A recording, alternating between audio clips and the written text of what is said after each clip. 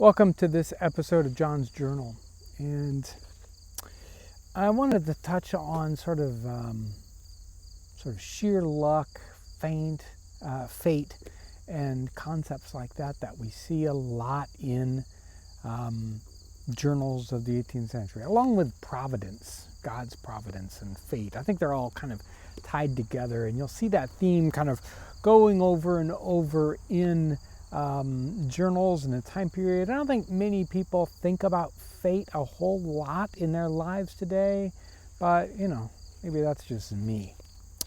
But we'll see these kinds of themes pop up a lot as we're reading in the journals, and some of the journals seem to be just, they want that to be their main theme. Here's Nicholas Cresswell. Remember sort of the last time I talked about him going to sea for his health, which happens often. They talk about that. And I wanted to sort of skip ahead in this part of it and not talk about the outgoing journey or being in, I think he's in Barbados. Anyway, he's in the West Indies. They stop. And here's a little bit of his, fate here. He says, Bridgetown, Barbados, Thursday, September 8th, 1774. I cannot sell my bread at Speightstown. Got to Bridgetown to dinner, most intolerably hot. Friday, September 9th, 1774. Sold part of my bread, but cannot get the first cost. The other part I have exchanged for cotton. This article sells well in Virginia. Hope to make up my loss for it. So on his trip out to the West Indies, he not only went for his health, but he took along as they might call it, a venture. He bought some goods that he thought he would be able to sell in the West Indies for a little bit more. So as a passenger, or sometimes as ship's crew, you were allowed to bring some small amount of goods that you could try to make some kind of profit on. And some people did really, really well at this. Some people didn't bother because it's difficult to buy and sell goods and make any kind of profit from it in a small kind of way. Sometimes it worked out really well, sometimes others. So he had bought some ship's bread, common provision, needed everywhere. So he probably had a keg or two of ship's provisions, a big barrel of it. And he got here and he wasn't able to even get what he paid for it. He decides the next day to trade for cotton instead of try to get ready money. So it's like, okay, if I can't make money this trip, maybe I can trade off to something that will get me more. So that was September 9th. They go ahead and finally take off on their journey. And let me read a few days here. September 30th. So they're on their way back. Friday, September 30th, 1774. Moderate breezes, pleasant weather for several days back. Mr. Brooks, the other passenger, I don't expect to live till morning. The captain has treated him most barbarously. The captain and I have quarreled about it. Memo: to give him a drubbing when I get ashore. Seems like many times Cresswell talks to himself like, I'm gonna, beat somebody up. I don't think he ever does, other than, he hits the doctor that once, but even then he was weak and he really wasn't. But he talks to himself like he's gonna hurt this person. Obviously you can't attack the captain while at sea. That doesn't make much sense. Saturday, October 1st, pleasant weather. Saw the body of a man float alongside.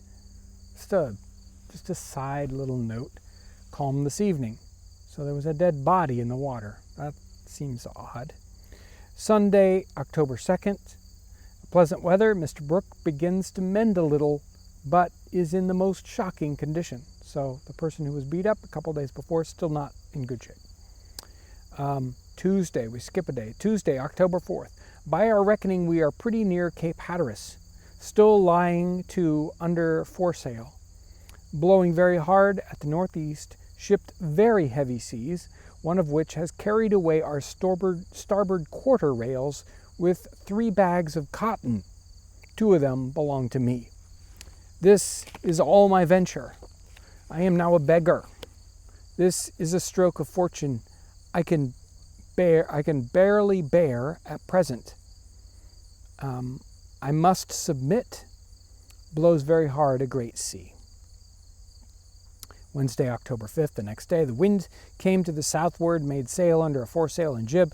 Have been obliged to eat raw meat for the last 2 days. Very uneasy. Must submit to the frown of fortune. So the weather's been so bad they haven't been able to heat their food or cook it, and so they're eating raw meat. This is probably salt provisions, maybe. And I have read about people eating salt provisions, salt pork, raw before. You'll see that in the memoirs of Joseph Plum Martin as a Revolutionary War soldier. He talks about being so tired that they don't have time or don't have the energy to cook their food, so they just eat it raw. And here is Monday, October 10th. So last night it came on to blow and obliged us to bear away for Rappahannock River. Came to anchor in Fleet's Bay, went ashore with the mate to buy stock in the character of a sailor, and have been highly diverted with the frolic. So he decided to go on shore dressed as a sailor to do business. So it was sort of like being in a costume, and he thought that was funny, because he considers himself a gentleman and not a sailor. And it, so he is sort of like Prince and the Pauper. I'm going to dress up as a poor person and have fun. Monday, October 24th, 1774. This is, let's see, like a couple weeks later. And on shore, obviously. This morning, balanced my accounts and found myself in debt to Mr. Kirk, £47, 10 shillings, 2 pence, Virginia currency, without 1 sixpence in my pocket. I am under the disagreeable necessity of drawing on my father for £50 sterling. I have no orders for this, no permission. But as I have not wantonly squandered away what he gave me, I think it is best to trust to his paternal regard than to be in debt without the prospect of paying. This gives me much uneasiness, but necessity, absolute necessity, compels me to do it. So we'll find in these books a lot of misfortune that comes people's way, and they have to deal with it, right? And they generally look upon it as some sort of a test, a trial, a little judgment, whatever. Misfortune, bad luck, I don't know. It's interesting to see how they deal with it, and it happens a lot.